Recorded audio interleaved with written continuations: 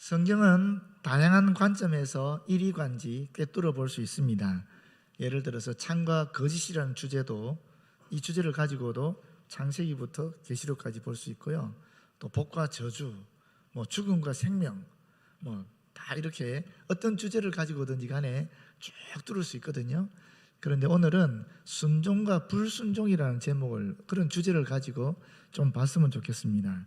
신명기 28장 1절과 8절에 보게 되면 내가 내 하나님 여호와의 말씀을 삼가 듣고 내가 오늘 내게 명령하는 그의 모든 명령을 지켜 행하면, 다시 말하면 순종하면 내 하나님 여호와께서 너를 세계 모든 민족 위에 뛰어나게 하실 것이라. 내가 들어가도 복을 받고 나가도 복을 받을 것입니다. 이런 말씀이 있어요. 정말 좋은 말씀이죠, 그죠? 같은 장에 15절 19절에는 내가 만일 내 하나님 여호와의 말씀을 순종하지 아니하면 내가 오늘 내게 명령하는 그의 모든 명령과 규례를 지켜 행하지 아니하면, 다시 말하면 뭡니까? 불순종하면 이 모든 저주가 내게 임하여 내게 이를 것이니 내가 들어와도 저주를 받고 나가도 저주를 받으리라. 별로 안 좋은 말씀인 것 같아요, 그죠? 이 두 말씀이 다 있어요. 그래서 순종하면 하나님께 복을 받고 불순종하면 저주를 받는다 하는 것이 성경의 일관된 전체적인 주제이기도 합니다. 보시면 인간의 흥망과 성쇠라는 것이 어떻게 주어졌습니까? 우리가 잘 알다시피 한 사람 때문에 죽음이 오게 되었고 한 사람 때문에 또 생명이 오게 된 것이거든요. 로마서 5장 19절에 보게 되면 한 사람이 순종하지 아니함으로 많은 사람이 죄인 된 것 같이 한 사람이 순종하심으로 많은 사람이 의인이 되리라. 이렇게 말씀하고 있어요. 순종과 불순종 때문에 인간에게, 인류에게 이런 순종하면서 영생이 오게 되고 불순종하면서 죽음이 왔다, 이 얘기하는 겁니다. 개인적으로 보게 되더라도 여러분 나만 장군 기억하십니까? 아수르의 위대한 장군이었죠. 그 당시 이스라엘은 아수르의 속국과 같은 그런 나라였어요. 그런데 나만이 나병에 걸렸단 말이죠. 그래서 용화다는 선지자가 있는 이스라엘 오게 되었잖아요. 엘리사를 찾아왔잖아요. 그런데 엘리사가 어떻게 했습니까? 신발 벗고 나가서 맞이하지는 못할 망정 얼굴도 안 봐요. 안 보고 그냥 요단강 가서 네 몸을 7번 씻으라, 몸을 담갔다 꺼내라, 이 얘기만 하는 거예요. 사환을 보내서 그것도. 그러니까 이 나만이 얼마나 열받았겠어요. 얼마나 화가 났겠어요. 아니 속국에 하찮은 사람이 말이지 감히 자기한테 얼굴도 보지 않고 사원을 보내서 시키니까 얼마나 기분 나쁘겠어요. 그래서 그냥 돌아가려고 했는데 그 지혜로운 부하 하나가 권고하지 않습니까? 더한 것도 나병이 낫기 위해서 시키면 해야 되는데, 아이고 요단강에서 몸을 물에 7번 담그는 게 뭐가 어렵습니까? 밑져봐야 본전인데 한번 해보세요. 그래서 이제 갔잖아요. 실제로 요단강에 물에 몸을 7번 담그는데 어떻게 됐습니까? 7번째 담그고 탁 일어서는데 이 살결이 가난 아기처럼 그렇게 부드럽게 되었다라고 성경은 얘기하고 있어요. 주의 종의 말씀에 어쨌거나 이해할 수 없는 말을 함에도 불구하고 순종했을 때 나만에게는 이 나병이 사라지는, 온전히 치유되는 그런 큰 은총을, 복을 받게 되었다라는 겁니다. 가문의 흥망과 성쇠도 마찬가지입니다. 여러분 우리가 태조 이성계, 태조 왕건 이러면 엄청 훌륭한 인물이지 않습니까? 나라를 세운 사람들이 얼마나 훌륭한 사람들입니까? 마찬가지로 이스라엘 나라를 세운 사람이 있습니다. 그 사람이 바로 사울입니다. 사울이 처음 왕이 되었을 때 온 백성이 다 칭송했습니다. 대단한 인물이었습니다. 이스라엘 나라의 첫 왕이 될 만한 인물이었다라는 거예요. 하나님 보실 때에. 그런데 그 사울의 가문이 패망하거든요. 왜 패망했습니까? 하나님께 불순종했기 때문에 패망하게 되었습니다. 아말렉과의 전쟁을 치르게 되는데 하나님께서 그에게 말씀하셨거든요. 아말렉에 있는 모든 것을 다 진멸해라, 다 없애버리라 그랬었어요. 그래서 하나님의 은총으로 승리하게 되었는데 가서 보니까 너무 좋은 것이 있는 거예요. 사무엘상 15장 9절에 이렇게 말씀하고 있어요. 양과 소의 가장 좋은 것 또는 기름진 것과 어린 양과 모든 좋은 것을 남겼다, 이렇게 얘기하고 있어요.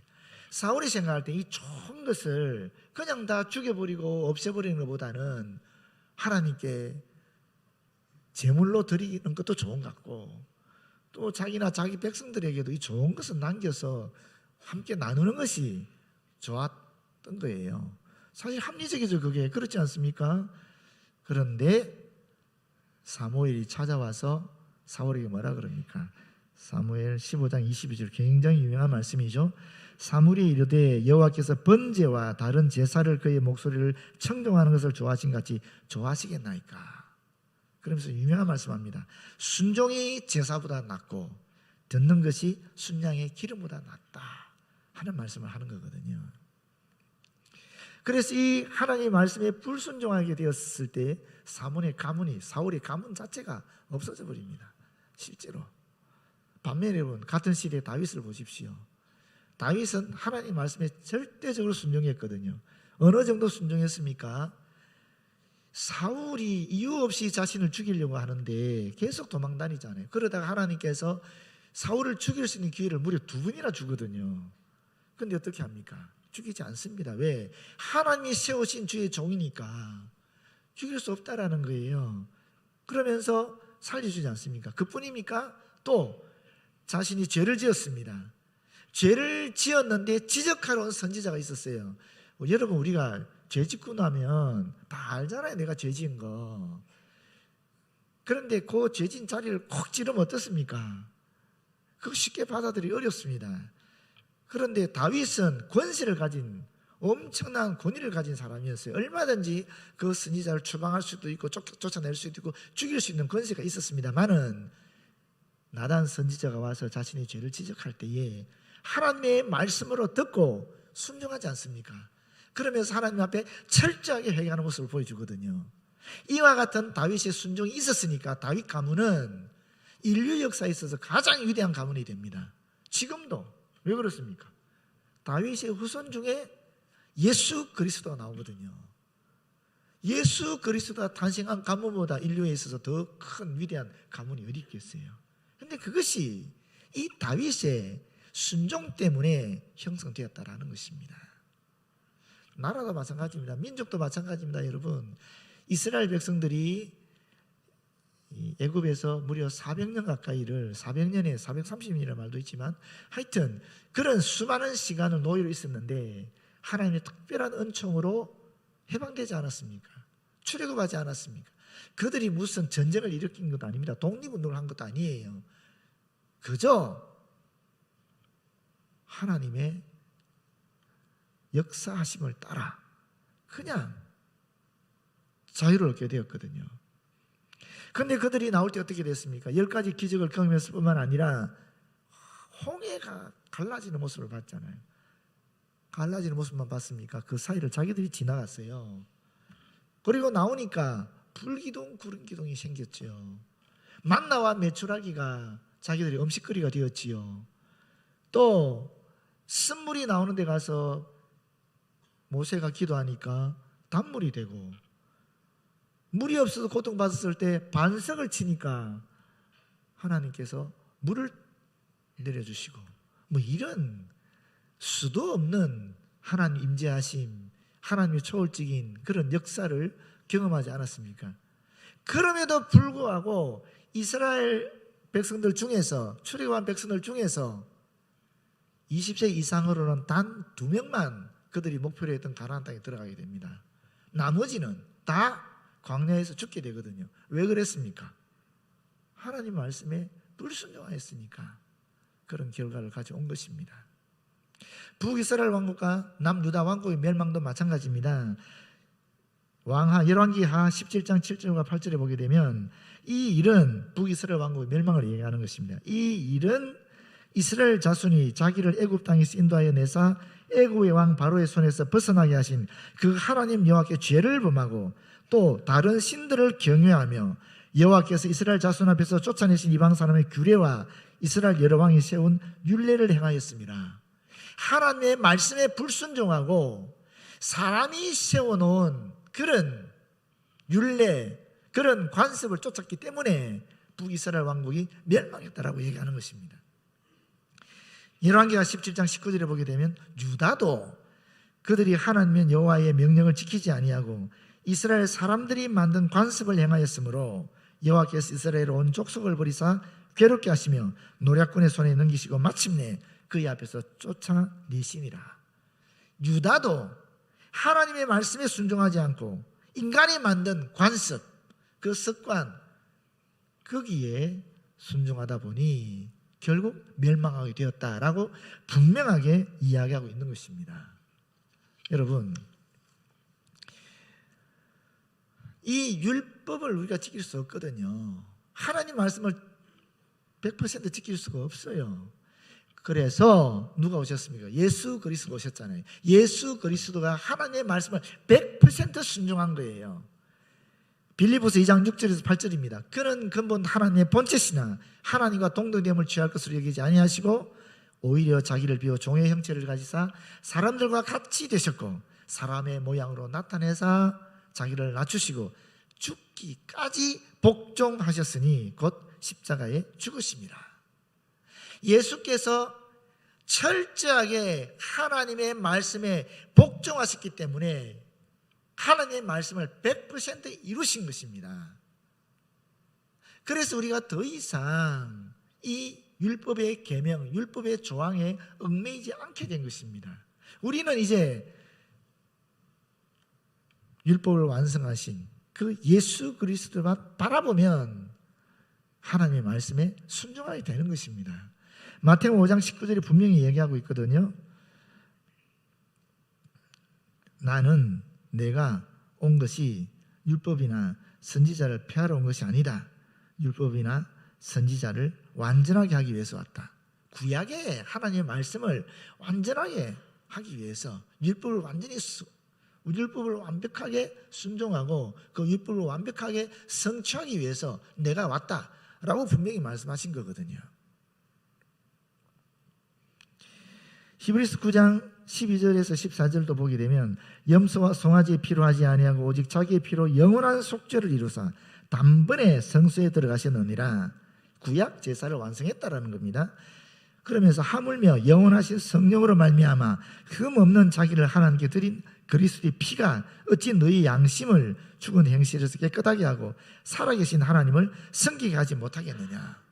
예수 그리스도의 피 때문에 우리는 언제든지 어디서든지 누구나 하나님께 가까이 갈 수 있게 되었다라는 것입니다.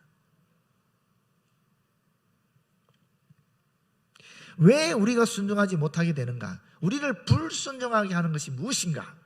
그 말씀도 에베소 2장 2절에 있습니다. 그때 너희는 그 가운데서 행하여 이 세상 풍조를 따르고 공중의 권세 잡은 자를 따랐으니 곧 지금 불순종의 아들들 가운데서 역사하는 영이라. 불순종하게 하는 어떤 영적인 세력이 있다, 영적인 존재가 있다라고 얘기하고 있지 않습니까? 여러분, 아담과 하와가 하나님 율법을 몰랐습니까? 계명을 몰랐습니까? 분명히 알았습니다. 아담과 하와에게 주신 하나님의 계명은 무엇이었습니까? 선악과 따먹지 말라 하는 것이었습니다. 알았어요. 알았지만 그들은 따먹었습니다. 왜? 그 뒤에 역사하는 불순종의 영, 이 사탄의 영이 있었거든요. 그 뱀을 통해서 유혹하지 않았습니까? 우리가 비록 알았다 할지라도 이 불순종의 영의 이끌림을 받으면은 이와 같이 하나님께 불순종하게 되는 것입니다. 그런데 이 불순종의 영이 어떻게 역사하느냐 하면은 우리로 하여금 세상의 풍조를 따르도록 하는 것입니다. 세상의 풍조를 따르도록 사람의 눈치를 보고 사람이 만들어 놓은 그런 관습, 그런 습관, 그런 법칙을 따라가도록 그렇게 불순종의 영이 역사하는 겁니다. 뒤에서 그 결과 우리는 하나님 말씀에 불순종하게 된다라는 것입니다. 그런데 이제 우리는 구약의 백성들을 다르게 너무나 쉽고도 너무나 간편하게 너무나 또렷하게 이 불순종의 역사를 이기고 끊어버리고 순종의 길을 갈 수가 있습니다. 너무나 간단하게 어떻게 하면 됩니까? 예수 그리스도를 바라보면 되는 것입니다. 예수 그리스도에게 물어보시면 되는 겁니다. 주님, 내가 이 길로 가야 됩니까? 저 길로 가야 됩니까? 아니면 주님, 내가 이렇게 해야 됩니까? 저렇게 해야 됩니까? 내가 이 사람 말에 합당하게 대응하는 게 좋습니까? 아니면 이 사람 말을 거부하는 게 좋습니까? 잘 모르겠으면은 주님께 기도하면 되는 겁니다. 언제 어디서나 주님께 기도하면 주님께서 분명히 우리에게 응답을 주실 줄 믿습니다. 너무나 또렷하게. 우리가 몰라서 안 하는 것이 아니라 알아도 사실은 제대로 모르기 때문에 안 하는 것이죠. 주님께 물어보시면 정확하게 알 수가 있습니다. 오늘 본문의 말씀은 사실은 두 가지로 구성이 되어 있습니다. 첫 번째는 뭐냐? 누구에게 순종하는가? 어떤 권위에 복종하는가 하는 것입니다. 사실 우리 28절 처음에 보면 그러나 하는 말이 있죠. 이 그러나 하는 말을 이해하기 위해서는 23절부터 보셔야 됩니다. 예수께서 성전에 들어가 가르치실 때 대제사장들과 백성의 장로들이 나와 이르되 내가 무슨 권위로 이런 일을 하느냐? 또 누가 이 권위를 주었느냐? 그때 예수님 말씀하십니다. 그러면 나도 너에게 물어볼게. 세례 요한이 세례 베푸는 것이 누구의 권위로부터 말미암은 거냐? 하늘에서 온 권위냐? 사람에서 온 권위냐? 이 사람들이 대답을 못해. 왜 대답 못하느냐 하면은 하나님으로부터 왔다 그러면은 그럼 너네들은 왜 세례 요한이 세례 안 받냐? 이렇게 될 거고, 사람으로부터 왔다 그러면은 이스라엘 백성들이 그 당시에 다 세례 요한을 하나님의 선지자로 여기고 있는데 이스라엘 백성들에게 그러면 해코지를 당하지 않겠습니까? 그래서 사람의 눈치 보느라고 그 말도 못하는 겁니다. 그래서 결론적으로 뭐라고 얘기합니까? 우리는 모르겠다 이렇게 얘기하거든요. 그때 예수께서 그럼 나도 내가 무슨 권세로 성전에서 가르치고 세례를 베푸는지 너에게 말하지 않겠다. 그러나 하면서 이 두 아들의 비유를 드신 겁니다. 그래서 이 본문의 말씀은 사실은 권위가 어디에 있느냐 하는 것을 얘기하는 거예요. 우리가 누구에게 어떤 권위에게 복종해야 되는가 하는 말씀을 하기 위해 이 두 아들의 비유를 말씀하신 것입니다. 이 내용은 간단합니다. 첫 아들과 둘째 아들이 있는 거죠. 첫 아들은 처음에 아버지한테 예했지만 실제로는 실천하지 않았다는 것이고, 둘째 아들은 처음에는 아버지의 말에 아니요 했지만 그러나 결국 나중에는 실제로는 그 아버지 말에 순종했다라는 것이거든요. 첫 아들은 지금 유대 종교 지도자들 또는 유대인들 얘기하는 것이고, 둘째 아들은 이방인을 얘기하고 세리나 죄인들 같은 주님을 받아들인 이런 사람들 얘기하는 것입니다. 그런데 단순히 그들에게만 얘기하는 것일까? 아니라는 거예요. 바로 저와 여러분에 대한 이야기라는 것입니다. 우리가 어떤 권위에 순종하고 있는가? 정말 하나님께 순종하고 있는가? 하나님의 말씀에 순종하고 있는가? 아니면 말씀이 육신에 대해 우리 가운데 거하신 예수 그리스도에게 순종하고 있는가? 우리의 절대적인 권위를 하나님과 예수 그리스도와 하나님 말씀에 두고 있는가? 아니면 이 세상의 풍조, 사람들이 만들어낸 율법, 사람들이 만들어놓은 관습, 이런 것에 우리의 권위를 두고 있는가 하는 것입니다. 여러분, 지금 여기 오신 분들이 대제사장들과 백성의 장로들인데 이 사람들이 어떤 사람들이냐면 서기관과 바리새인들로 구성되어 있거든요. 사두개인들로 구성되어 있는데 여러분, 서기관들이 어떻게 생겼는지 아십니까? 서기관들은 유다가 멸망한 다음에 바벨론 포로로 70년을 살지 않았습니까? 그리고 귀환했어요. 그 다음에 예루살렘 성을 수복하지요. 세우지 않았습니까? 그 다음에 이들이 한 일이 있습니다. 제일 먼저 한 게 뭐냐면 율법을 낭독하는 것이었습니다. 왜냐하면 이들이 고민을 한 거예요. 70년 동안 있으면서 왜 하나님의 서민인 우리 이스라엘이, 왜 하나님의 축복의 선물인 가나안 땅이 멸망받을 수밖에 없었는가? 그 이유가 도대체 뭐냐? 그들이 고민했는데 답은 간단하지 않습니까? 하나님의 말씀에 순종하지 않았다라는 거예요. 그래서 예루살렘 성을 쌓자마자 그들이 한 것이 하나님의 말씀이 무엇인지 율법을 강독하는 것이었습니다. 그때 직업으로 드러난 사람들이 서기관들입니다. 율법을 연구하는 사람들이었어요. 그래서 이들은 아주 열정적으로 율법을 연구했는데 이 율법 연구가 지나쳐서 그런지 엉뚱한 짓을 하게 된 거예요. 안식일을 지키라 그랬잖아요. 거룩하게 여기 지키라 그랬잖아요.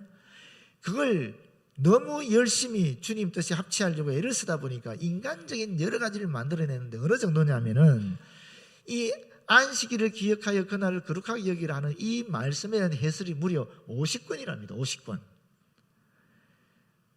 이 50권들이 다 인간의 관습이 되어버린 거예요. 여러분, 바리새인들 어떻게 생겼는지 압니까? 바리새인들은 안티오쿠스 황제가 헬라의 문화, 헬라의 종교, 헬라의 그런 관습들을 가지고 유대 종교를 없애버리려고 했었어요. 거기에 반발해서 나온 사람들이 바리새인들입니다. 그래서 바리새라는 뜻이 분리된 이런 뜻이거든요. 바리새파 사람들은 분리된 사람들이라는 거예요. 이들은 철저하게 율법대로 살고자 애를 썼고 하나님을 정말 열정적으로 섬긴 사람들이었습니다. 그렇게 시작한 거예요. 그런데 예수님 시대가 되면, 예수님 탄생하기 한 170년 전에 이 바리새파가 만들어졌는데, 예수님 시대가 되면 바리새의 유형이 무려 7가지 유형으로 나뉘더라고요. 어떤 것들이냐면은, 첫 번째는 과시형입니다. 이들은 율법을 엄격하게 지켰는데 사람들에게 보이기 위해서 그랬습니다. 그 다음에 태만형, 선한 행위를 항상 핑계대서 뒤로 미루는 사람들이었습니다. 세 번째는 상처형, 자기를 괴롭히는 바리새인들이었는데, 그 당시 여자는 굉장히 낮은 이방인 같은 존재였거든요. 그래서 여자를 눈으로 안 보려고 한 거예요. 그럼 어떻게 돼요? 눈 감고 다녀야 되는 겁니다. 길거리에 나갈 때 눈을 감고 다니는 거예요. 그럼 어떻게 되겠어요? 여기 부딪히고 저기 부딪히고 안 그랬겠습니까? 또 돌뿌리 걸려 넘어지기도 하고. 그래서 몸에 상처들이 생기는 거예요. 이 상처가 영광의 상처예요. 내가 이만큼 경건한 사람이다라는 것을 자랑하는 상처가 되는 것입니다. 네 번째는 절구통 바리새인. 희한하죠? 뭔 절구통? 곱사등 바리새인이라고 하는데 넘어질 듯한 바리새인들이 있었습니다. 자기들이 얼마나 겸손한지 자랑하기 위해서 항상 곱추같이 등을 굽히고 걷는 사람들이에요. 그 제대로 걷겠습니까? 나뒹굴어지고 넘어지고 숱하게 그러는 거죠. 또 다치는 거죠. 그 상처들, 앞에서 말씀드린 것처럼 영광의 상처들입니다. 나는 이만큼 겸손한 사람이라는 것을 드러내는 상처들이 된다는 것입니다. 다섯 번째는 계산형 바리새인들이 있었습니다. 모든 선한 행위를 계산하는 사람들입니다. 모든 종교 행위를 다 계산으로 하는 것입니다. 내가 이 일을 하면, 이 예배를 드리면, 이만큼 헌금을 하면 나한테 얼마만큼의 이해의 득실이, 다시 나한테 얼마만큼 더 좋은 일이 발생할까, 항상 모든 것을 대차 대조표를 가지고 맞추는 사람들입니다. 이런 바리새인들의 유형이 있었다라는 것입니다. 여섯 번째가 급장형 바리새인들입니다. 이들은 언제나 신의 형벌, 하나님의 형벌을 두려워합니다. 그래서 선하게 보이려고 언제나 잔이나 대접을 깨끗하게 하고 자기의 모습도 정결한 모습으로 늘 나타나게 합니다. 그러나 그 속은 불안에 떨고 있는 것입니다. 언제 심판을 당할지 몰라서 무서워하고 있는 사람들입니다. 그런 유형이었습니다. 마지막 일곱 번째가 하나님을 두려워하는 바리새인들이었습니다. 이들은 진실로 하나님을 사랑하는 바리새인들이었습니다. 하나님의 말씀, 율법을 실천하는 것이 어렵다 할지라도 율법에 순종하는 것을 즐거워하는 그런 사람들이었습니다. 여러분, 바리새인들의 유형입니다만은 과연 바리새인들의 유형일까요? 어쩌면 우리 성도들의 유형일지도 모르겠어요. 그렇지 않습니까? 저와 여러분 어떤 유형의 성도가 되겠습니까?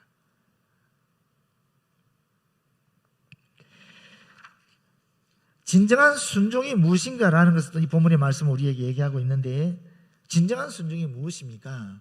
입으로만 하는 순종이 아니라 실제로 내 몸으로 행위로 하는 그 순종이 진정한 순종이다 하는 것을 얘기하고 있잖아요. 그렇지 않습니까? 비록 둘째 아들은 입으로는 불순종했지만 몸으로 순종하지 않습니까?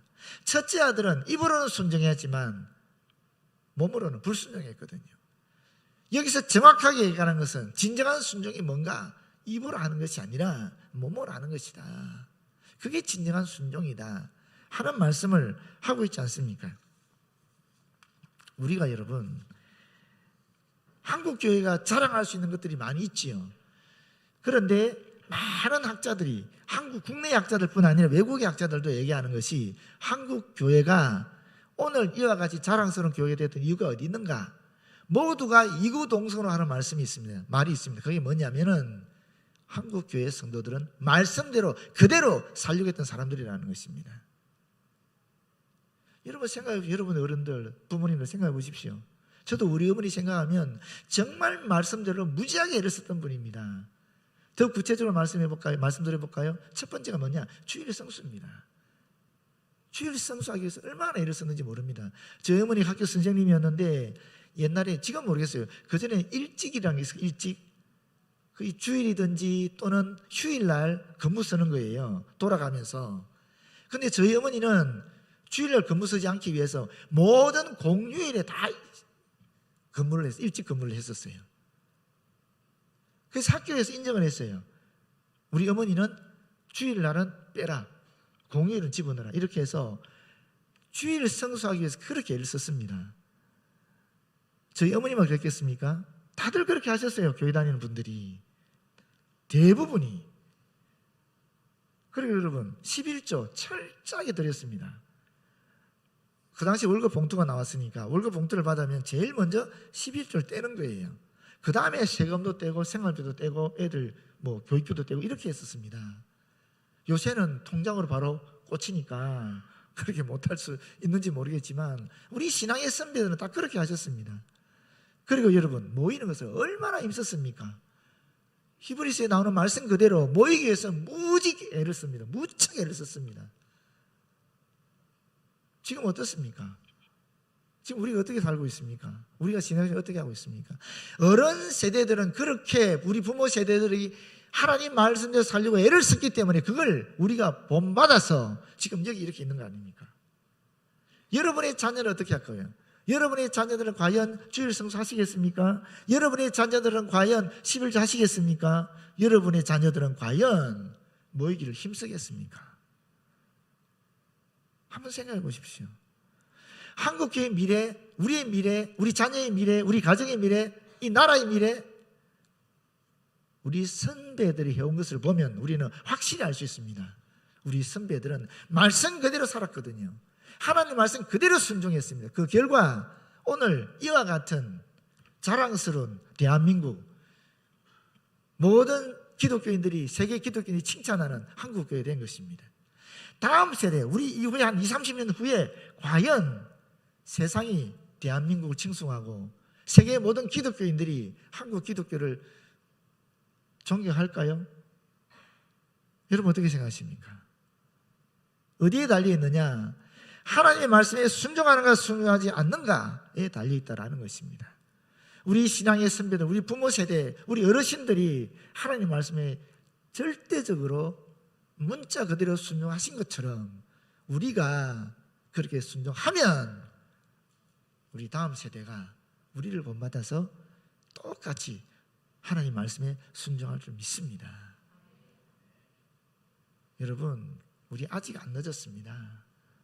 전혀 늦지 않았습니다. 아직까지 교회는 강성합니다. 세상이 뭐라 하든 아직까지 희망은 우리 교회에 있습니다. 문제는 어디 있느냐? 저와 여러분의 문제인 겁니다. 우리가 정말 지금 우리 부모 세대들처럼 말씀대로 순종하며 살아가고 있느냐 아니냐, 거기 있는 것입니다. 말씀대로 순종하는 것이 어렵다?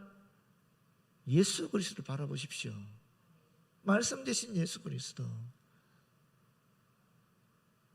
매 삶의 순간에 예수 그리스도를 생각하고 예수 그리스도를 바라보고 예수 그리스도를 물어보고 예수 그리스도께서 응답을 주시는 대로 살아가십시오.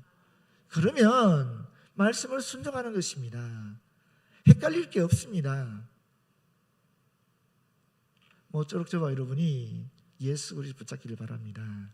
그래서 하나님 말씀에 순종하는 저와 여러분 되었으면 좋겠습니다. 그 결과 우리가 전수받았던 이 위대한 신앙의 유산들이 다음 세대에도 전수되어서 우리 가문이 다윗 가문이 되고 우리 나라가 더욱더 세상에서 칭찬받는, 부러워하는 그런 나라가 되었으면 참 좋겠습니다.